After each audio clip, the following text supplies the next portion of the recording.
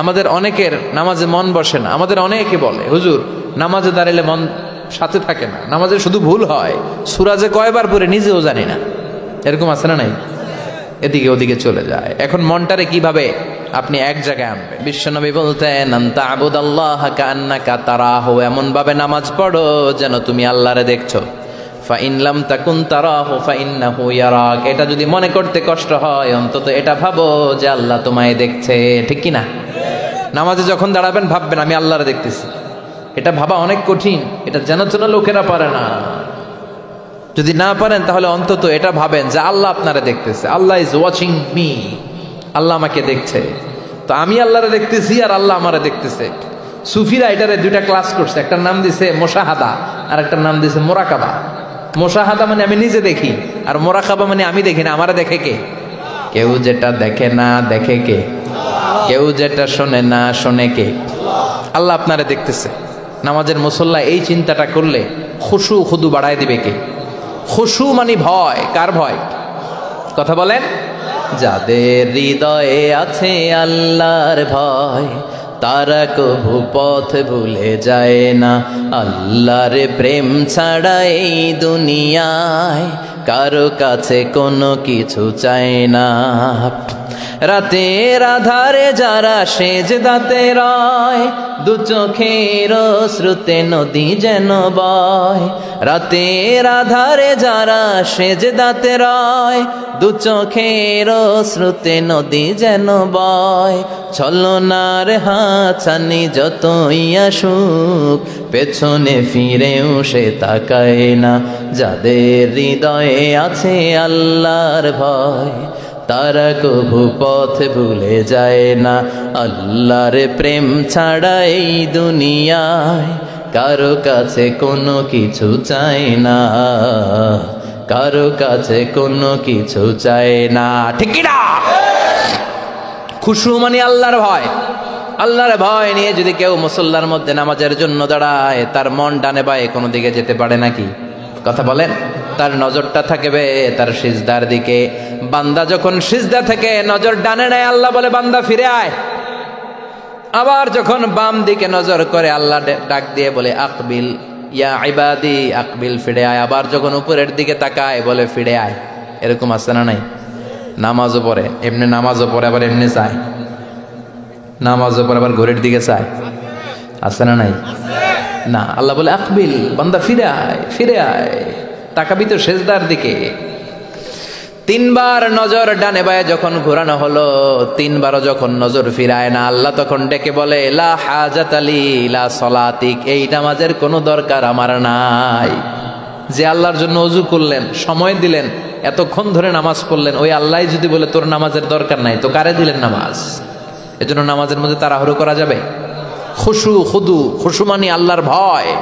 নামাজে যখন দাঁড়াবেন শুধু নিজেরাই মুসল্লি বানাবেন না, মনটারেও মুসল্লি বানাবেন। আমরা শুধু নিজেরা নামাজি হই, মনটারে নামাজি বানাই না। আমি ঠিকই আল্লাহু আকবার, মন চলে গেছে সৌদি আরব, মন চলে গেছে হিন্দি সিনেমার দিকে, মন চলে গেছে দোকানের দিকে, মন চলে গেছে ক্রিকেট খেলায়। আছে না নাই? উনি কিন্তু মুসল্লি, মসজিদে উনি কি মুসল্লি, উনি হাতে পায়ে একেবারে মুসল্লি, কিন্তু মনটারে মুসল্লি বানায় নাই। এজন্য মনটারেও নামাজি বানাতে হবে। আমরা বলি মনটারে কাজ দেন, মনটারে কখনো অলস বসে থাকতে দেয়া যায় না। আপনিও মুসল্লি হবেন, মনটারেও মুসল্লি বানাতে হবে, তা না হলে মন ডানে বায়ে ঘুরবে। মনের আরবি হচ্ছে কলব। কলব মানে যেটা নাড়াচাড়া করে। এটা এখন এদিকে, পরে ঢাকায়, এরপরে সৌদি আরব, এরপরে আমেরিকা। এটার পাসপোর্টও লাগে না, ভিসাও লাগে না, এটা খালি দৌড়ায়। ঠিক কিনা? এজন্য মনটারে নামাজি বানানোর দরকার আছে না নাই? এজন্য আল্লাহ বললেন কদ আফলাহাল মুমিনুনাল্লাযীনা হুম ফি সালাতিহিম খাশিউন। মুমিন বান্দাদের প্রথম গুণাবলী হলো মুমিন বান্দারা যখন নামাজে পড়ে মনটারে নিয়ে নামাজ পড়ে, নিজেও নামাজি, মনটাও নামাজি। ঠিক কি না? আমাদের অনেকের নামাজে মন বসে না। আমাদের অনেকে বলে হুজুর নামাজে দাঁড়ালে মন সাথে থাকে না, নামাজে শুধু ভুল হয়, সূরা যে কয়বার পড়ে নিজেও জানি না। এরকম আছে না নাই? এদিকে ওদিকে চলে যায়। এখন মনটারে কিভাবে আপনি এক জায়গায় আনবেন, কনসেন্ট্রেট করবেন কিভাবে? বিশ্বনবী একবার মসজিদে ঢুকে দেখলেন এক সাহাবী নামাজ পড়তেছে, আল্লাহু আকবার, নামাজের মধ্যে এরকম করতেছে। এরকম করে না অনেকে? নামাজে পরে দাড়িও টানে, দাড়িও চুলকে, আছে না নাই? নামাজ পরে জামাও সোজা করে, নামাজ পরে দাড়িও টানে। বিশ্বনবী বললেন লাউ খাশাআত কলবুহু লা খাশাআত জাওয়ারিহুহু, এর অন্তরে যদি আল্লাহর ভয় থাকতো তাহলে এর অঙ্গ প্রত্যঙ্গের মধ্যেও এই ভয়ের ইম্প্যাক্ট পড়তো। এই সাহাবীর অন্তরে আল্লাহর ভয় নাই, খুশু নাই, এজন্য হাতে পায়ের মধ্যেও খুশু নাই, হাত একবার এদিকে নড়ে আরেকবার ওদিকে নড়ে। আমাদের এরকম সমস্যা আছে না নাই? বিশ্বনবী বললেন তোমাদের যদি খুশু খুদু নামাজের মধ্যে বাড়াতে মনে চায়, নামাজের মুসল্লায় দাঁড়িয়ে হৃদয়টারে যদি আল্লাহর আরশে পাঠিয়ে দিতে মনে চায়, তাহলে নামাজের মুসল্লায় যখন দাঁড়াবা মনে করবা এটাই হতে পারে জীবনের শেষ নামাজ। 5টা টিপস দিব আপনাদের মনোযোগ বাড়ানোর জন্য। 5টা। কয়টা? নামাজে মনোযোগায়ন কিভাবে করবেন 5টা টিপস খেয়াল করে রাখেন, কিভাবে নামাজের মনোযোগ বৃদ্ধি করবেন। টিপস নাম্বার 1, সল্লু সলাতান মুআদ্দিয়া, বিদায়ী নামাজ পড়বেন। মনে করবেন হতে পারে আজকের এই নামাজটাই আমার জীবনের শেষ নামাজ। এখন বাজে 10:30, আপনাকে বলা হলো আজ রাত 1টার দিকে আপনার জীবনের হায়াত ফুরিয়ে যাবে, চলে যাওয়া লাগবে না? আমাদের থাকতে পারবো আমরা? চলে যাওয়া লাগবে। রাত 1টায় মালাকুল মাউত চলে এসে রূহ কবজ করে নিয়ে যাবে। আর 1.5 ঘন্টা আপনার হাতে সময়। এই 1.5 ঘন্টায় আপনি নামাজ রোজা যা পারেন করে নেন, আপনার হুঁশ থাকবে? কথা কন। 1.5 ঘন্টা পরে আপনার মরণ। আপনি তাড়াতাড়ি করে অজু করে আসবেন, যা নামাজে দাঁড়াবেন, মনে মনে ভাববেন আজকে জনমের মতো মাফ চামো আল্লাহর কাছে, আকাম কুকাম যা করছি সব কাইন্দা একেবারে মাফ করায় ফেলাম আল্লাহর কাছে, ঠিক কিনা? সেদিন আপনি অজু করবেন চমৎকার ভাবে পাঞ্জাবিটা পরে, আতর মেখে, টুপিটা পরে মুসল্লার মধ্যে দাঁড়িয়ে আল্লাহু আকবার বলে নামাজ শুরু করবেন। ওই দিনের নামাজে আপনার কোনো তাড়াহুড়ো নাই। আছে? আজীবন তাড়াহুড়ো করছেন, কিন্তু ওই দিন আপনার তাড়াহুড়ো নাই। ওই দিনের রুকুটা আপনার জীবনের শ্রেষ্ঠতম রুকু হয়ে যাবে। ওই দিনের সেজদাটা আপনার জীবনের শ্রেষ্ঠতম সেজদা হয়ে যাবে। ওই দিন আপনি সেজদায় পড়ে চোখের পানি দিয়ে জায়নামাজ ভিজিয়ে দিবেন না? কথা বলেন, দেবেন না? এর কারণ আপনি জেনে গেছেন এটাই আপনার জীবনের শেষ নামাজ, ঠিক কিনা? তো এই যে প্রত্যেক নামাজের সময় মসজিদে যে আল্লাহু আকবার বলে যে দাঁড়াই, এই নামাজের পরে আবার কোনো নামাজের চান্স আমি জীবনে পাবো কিনা কোনো গ্যারান্টি আছে? চিল্লায় বলতে হবে, গ্যারান্টি আছে? আরো 30 মিনিট আমরা সবাই বেঁচে থাকবো, গ্যারান্টি? আরো 10 মিনিট বাঁচবো, গ্যারান্টি? শ্বাস যেটা ভিতরে নিলাম ফেলতে পারবো, কোনো গ্যারান্টি আছে? তাহলে প্রতিটা নামাজের সময় আমরা এই কথাটা ভাবি না কেন যে হতে পারে এই নামাজটাই আমার জীবনের শেষ নামাজ, হতে পারে আজকের এই সেজদাটা আমার জীবনের শেষ সেজদা। চিল্লায় বলেন ঠিক কিনা? বিশ্বনবী শিখায় দিলেন মনোযোগায়নের প্রথম পদ্ধতি। নামাজে মনোযোগ থাকে না, মনোযোগ যদি বাড়াতে চাও ভাবো এটাই হতে পারে জীবনের শেষ নামাজ। সল্লু সালাতান মুআদ্দিয়া, পারফর্ম দ্য সালাহ as if this is your last and final prayer. এমন ভাবে নামাজ পড়ো মনে করো এটাই হতে পারে জীবনের শেষ নামাজ। আজকে থেকে প্রত্যেকবার আল্লাহু আকবার বলার সময় এটা ভাবতে পারবো না আমরা যে হতে পারে এই নামাজটা আমার শেষ নামাজ। এই চিন্তাটা মাথার মধ্যে রাখার দরকার আছে না নাই? সাইয়েদনা আলী রাদিয়াল্লাহু তাআলা আনহু উনি যখন নামাজে দাঁড়াতেন দিন দুনিয়ার হুঁশ থাকতো না। উনার পায়ের মধ্যে জিহাদের ময়দানে তীর ঢুকেছে, তীর বের করতে গেলেই চিৎকার মারে, কাউরে তীর ধরতে দেয় না। বিশ্বনবী বললেন বেলাল আকিমিস সালাহ, নামাজের একামত দাও। নামাজ শুরু করার আগে এক সাহাবীরে বললেন নামাজের মাঝখান দিয়ে যে তুমি আলীর পা থেকে টেনে তীর বের করবে, কারণ আমি জানি আমার মেয়ের জামাই আলী যখন নামাজের যায় নামাজে দাঁড়ায় দিন দুনিয়ার কোনো হুঁশ আলীর আর থাকে না। একামত হল আল্লাহু আকবার, আল্লাহু আকবার। বিশ্বনবী নামাজ শুরু করলেন, রুকু দিলেন, সেজদা দিলেন। দ্বিতীয় রাকাতের জন্য যখন দাঁড়ালেন বিশ্বনবীর কথা মতো এই সাহাবী যে কাতারের মাঝখানে সাইয়েদনা আলীর পা থেকে গায়ে যত জোর ছিল টান মেরে তীর বের করেছে, ফিনকি দিয়ে রক্ত বের হয়েছে। সাইয়েদনা আলী মুহূর্তের জন্য টের পায় নাই। নামাজ শেষ, সালাম ফিরালেন, তাকিয়ে দেখে পায়ে তীর নাই, চারদিকে শুধু রক্তের বন্যা। বিশ্বনবী বললেন ও আলী চিন্তা করো না, আমার কথা মতো এক সাহাবী তোমার পা থেকে তীর বের করেছে। আমি জানি যখন তুমি নামাজের মুসল্লায় দাঁড়িয়ে যাও তোমার মনটা দুনিয়ায় থাকে না, তোমার মনটা আল্লাহর আরশের দিকে চলে যায়। তোমার নামাজের মধ্যে খুশু খুদু এত বেড়ে যায়, আখিরাতের কথা এত তোমার স্মরণ হয়ে যায়, নামাজের মধ্যে তোমার পায়ের তীর টেনে বের করেছে, 1 সেকেন্ডের জন্যও তুমি টের পাও নাই রে আলী। সুবহানাল্লাহ। উনি মনে করতেন এটাই জীবনের শেষ নামাজ। সাহাবারা যখন মরুভূমিতে নামাজ পড়তে দাঁড়াতেন, আকাশের পাখিগুলো এসে সাহাবাদের মাথার মধ্যে বসে যেত। মরুভূমির পাখিগুলো মনে করতে এগুলো খেজুর গাছ। কি মনে করে বসতো? কথা বলে না, জোরে কন। আছে, এলাকা আছে খেজুরের রস হয়? হ্যাঁ, হয়েছে? খাইছেন? পাখিগুলো মনে করতে এগুলো খেজুর গাছ, কারণ সাহাবারা নড়ে না, চড়ে না, ডানে বায়ে তাকায় না। খেজুর গাছ যেদিন ঠায় দাঁড়িয়ে থাকে, সাহাবারাও ঠায় দাঁড়িয়ে থেকে নামাজ পড়তেন। চিল্লায় এখন আল্লাহু আকবার। তাহলে মনোযোগ বৃদ্ধির 1 নাম্বার পদ্ধতি, মুসল্লায় যখন দাঁড়াবো ভাববো এটাই আমার জীবনের শেষ নামাজ, এরপরে হয়তো নামাজের সুযোগ নাও পেতে পারি, ঠিক কিনা? 2 নাম্বার পদ্ধতি হলো নামাজের মধ্যে আহকাম এবং আরকানগুলো ধীরস্থির ভাবে আদায় করতে হবে। তাড়াহুড়ো নামাজের মধ্যে করা যাবে না। আমাদের হানাফি মাযহাবে তা'দিলুল আরকান এটা ওয়াজিব। রুকুনগুলো আদায় করার সময় ধীরস্থির ভাবে আদায় করা, এটা হানাফি মাযহাবে কি ওয়াজিব? চিল্লায় বলেন, এটা কি ওয়াজিব? তরক করলে কি করতে হয়? হ্যাঁ, সহু সেজদা দিতে হয়। কিন্তু অন্যান্য মাযহাবে এটা ফরজ, এটা বাদ দিলে আপনার নামাজই হবে না, তাড়াহুড়ো করলে নামাজই হবে না।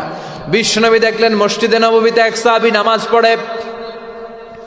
নামাজ শেষে নবীর কাছে আসলে বিশ্বনবী বললেন, সল্লি ফাইন্নাকা লাম তুসল্লি, নামাজ পড়ো কারণ তোমার নামাজ হয় নাই। সাহাবী আবার বললেন, আবার আসলেন, বিশ্বনবী বললেন, সল্লি ফাইন্নাকা লাম তুসল্লি, নামাজ পড়ো তোমার নামাজ হয় নাই।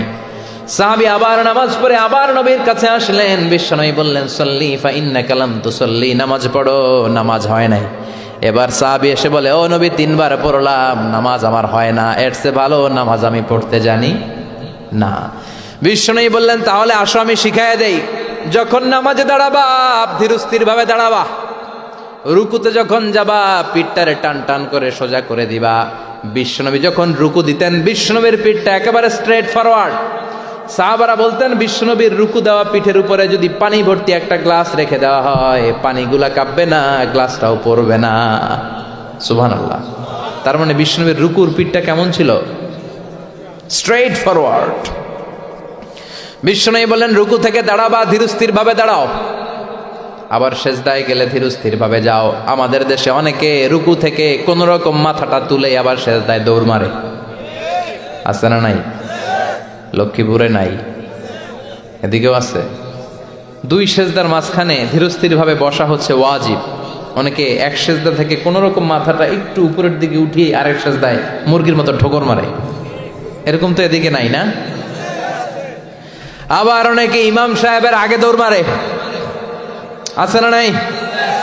ইমাম সাহেব সামি আল্লাহু লিমান হামিদা বলে দাঁড়াইছে, ওনার আর সহ্য হয় না, উনি আগে সেজদা দিবে, কিন্তু ইমামের আগেও যাইতে পারে না, মাঝখানে যাই হ্যাং হয়ে থাকে, আছে না নাই? মোবাইল মাঝে মাঝে হ্যাং হয় না, মানে সামনেও যায় না পিছনেও যায় না। তো ওনারাও ইমামের আগে সেজদায় যাবে, তো ইমাম যাইতে পারে না, উনিও যেতে পারে না, মাঝ অবস্থায় যায় কি হয়? হ্যাং। হ্যাং হইবেন আপনারা? হ্যাং হওয়া যাবে না। তাহলে মনোযোগ বাড়ানোর 2 নাম্বার পদ্ধতি হচ্ছে কি করবেন? ধীরস্থির ভাবে। There is no rushing in সালাহ, there is no hastiness in সালাহ। নামাজের মধ্যে কোনো তাড়াহুড়ো নাই, তাড়াহুড়ো করলে এটা নামাজ হয় না। এমনকি নামাজের দিকে বিশ্বনবী তাড়াহুড়ো করে যেতেও নিষেধ করেছেন। ইদা উকিমাতিস সালাহ, নামাজ যখন শুরু হয়ে যাবে ধীরস্থির ভাবে যাবেন, তাড়াহুড়ো করে যাওয়া যাবে না। 3 নাম্বার পদ্ধতি, জামাতে পড়বেন, তাহলে মনোযোগ বাড়ায় দিবে কে? বিশ্বনবী বলেন, সালাতুল জামাআত আফদলু সালাতাল ফারদ বি 27 দারাজা। একা একা নামাজ পড়লে যতটুকু সওয়াব হয়, জামাতে নামাজ পড়লে 27 গুণ বেশি সওয়াব হয়। জামাতে পড়ার দরকার আছে না নাই? জামাতে পড়লে আর মনোযোগ এদিক সেদিক যায় না। সবাই আল্লাহু আকবার, আমি আল্লাহু আকবার, সবাই আসসালামু আলাইকুম ওয়া রাহমাতুল্লাহ, আমি আসসালামু আলাইকুম ওয়া রাহমাতুল্লাহ। মন আমার এদিক সেদিক যাওয়ার সুযোগ আছে? কম, ঠিক কি না? 4 নাম্বার, নামাজে যা বলেন অর্থ বোঝার চেষ্টা করেন। আমরা সালাতে যেটা বলি এটার অর্থ বুঝি না। আমরা প্রতিদিন বলি আলহামদুলিল্লাহ রাব্বিল আর রহমানির মালিকি, আবার বলি সামি আল্লাহু লিমান হামিদা, কি কইলাম বুঝি নাই। সুবহান রাব্বিয়াল আলা মানে কি জানি না। আত-তাহিয়াত লিল্লাহি ওয়াস সালাওয়াত ওয়াত তাইয়্যিবাত অর্থ কি জানি না। এজন্য সালাতে যা বলেন এটা বুঝে বুঝে বলার চেষ্টা করেন। অ্যাট লিস্ট সালাতে যেটা আপনি পড়েন এটার অর্থটা শেখার চেষ্টা করেন, তাহলে বললে হৃদয়ের মধ্যে টাচ লাগবে, অন্তরে দরদ লাগবে, চিৎকার করে বলেন ঠিক কিনা। 5 নাম্বার পদ্ধতি, নামাজের মধ্যে যে সুন্নাতগুলো আছে সুন্নাতগুলো আদায় করবেন, তাহলে নামাজের মধ্যে মনোযোগ বাড়ায়া দিবে কে? হাত তোলা সুন্নাত তোলেন, রফউল ইয়াদাইন যদি করেন, অভ্যাস যদি থাকে বারবার হাত তোলা তুলেন, প্রতিবার তুললে 10টা করে সওয়াব। আমিন বলবেন, যে মসজিদে জোরে জোরে বলেন, আস্তে তো আস্তে বলেন, কিন্তু বইলেন, বলার দরকার আছে না নাই? বিশ্বনবী বললেন, ইদা আম্মানাল ইমাম আমিনু, ইমাম যখন আমিন বলে তোমরাও আমিন বলো, কারণ তোমরাও যখন আমিন বলো ফেরেশতারাও আমিন বলে। তোমাদের আমিন ফেরেশতাদের আমিন যখন মিলে যায়, তোমাদের জীবনের সব গুনাহ মাফ করে দেয় কে? এজন্য আমিন জোরে কোন বাস্তে কোন বলবেন, এটা ছাড়বেন না। তাশাহুদের মধ্যে আঙ্গুল তুলবেন, হয় নাড়াবেন নয় তুলে রাখবেন, এটা সুন্নাহ। আশাদ্দু আলা শাইতান মিনাল হাদিদ, শয়তানরে লোহা দিয়ে পিটাইলে যত কষ্ট পায়, তাশাহুদে বসে এই আঙ্গুলটা নাড়ালে এর চেয়ে বেশি কষ্ট পায়। সুবহানাল্লাহ কইবেন না? এজন্য মুরাআতুস সুনান, সুন্নাতগুলো মানার চেষ্টা করেন, সালাতে মনোযোগ বাড়ায় দিবে কে? এজন্য আল্লাহ বললেন, ক্বাদ আফলাহাল মুমিনুনাল্লাযীনা হুম ফী সালাতিহিম খাশিউন, সফল হলো তারা ঈমান এনেছে যারা। আর ঈমানদারের প্রথম বৈশিষ্ট্য আল্লাযীনা হুম ফী সালাতিহিম খাশিউন, নামাজের মধ্যে মুসল্লির অন্তরে ভয় থাকবে কার? মনে থাকবে খুশু খুদু, এটার বলে হুজুরুল কলব, অন্তরটারে ধরে রাখতে হবে।